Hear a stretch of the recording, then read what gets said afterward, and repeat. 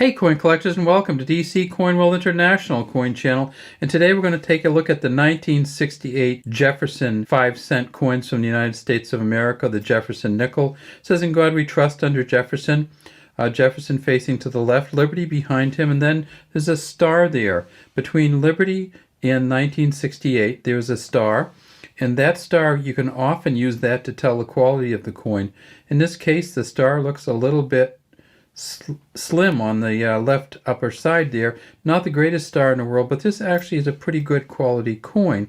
The 1968 looks very good. And down here we have an S, and that's for the San Francisco Mint. So the San Francisco Mint and the Denver Mint were the only mints that made nickels in 1968.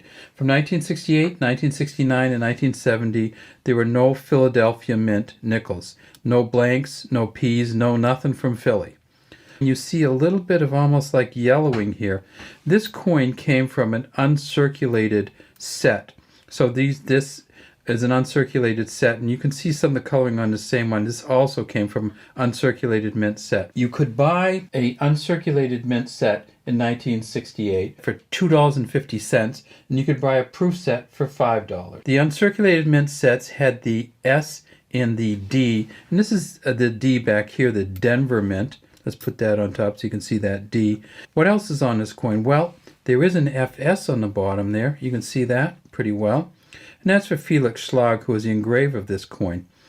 I am not sure exactly why, but in 1966 they decided to put these initials on. From 1938 until 1965, there were no initials down below Jefferson on the nickel. So you see there, this was how it was originally made. When they changed it, you can see they actually changed it a little bit, because in order to get the spacing there, they had to move Jefferson up just a tiny bit. Nickels actually did change in 1966, and I'll show you the 1966 here with it.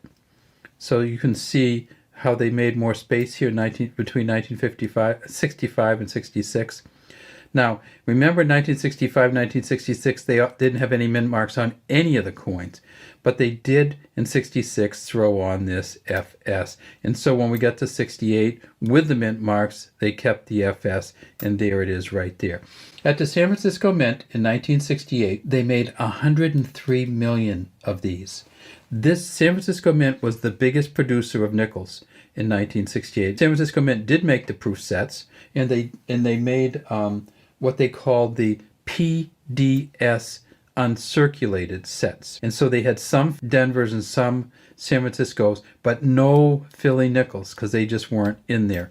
And that's one of the reasons that they had the PDS sets, is because in order to have two nickels, they had to have the San Francisco nickel in there. So at San Francisco Mint, they made 103 million. The Denver Mint, they only made 91 million. So only 200 million total. As I said, these are uncirculated coins. They've never been circulated, where we see that even in the uncirculated coins, there is no chance of getting full steps here. You can see maybe 2 steps go all the way across. So just because the way they used the dies and the care that they didn't take with the nickels, you just don't have any, even the best of them, don't have any steps on them.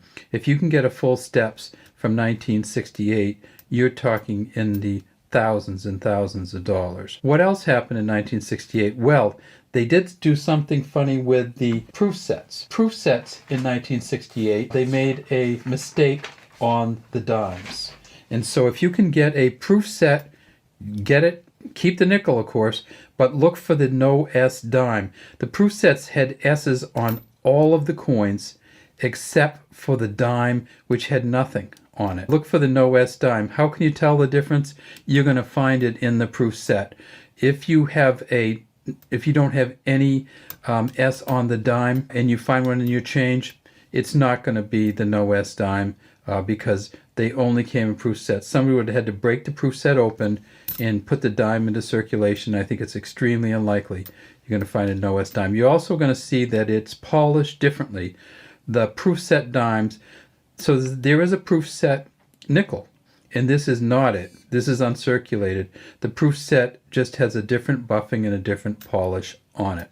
So if you're looking for these nickels, if you get them in mint state 65, you're talking about $5 and $6. If you're looking for the proof 65, the PR 65 is probably only worth about 75 cents. For some reason, the nickels in the proof sets, everybody buys them to look for that dime, and then everybody dumps the nickels. So you can get a proof set nickel 5-cent coin from 1968 for sometimes under $1. E pluribus unum at the top, Monticello here, 5 cents, and then United States of America at the bottom. The mint mark, as you can see, moved between 1964, 1968, and here is an older one right here. The mint mark used to be on the back, and then they moved it and put it on the front right here. So you can see, here's a Denver and here's an old Denver.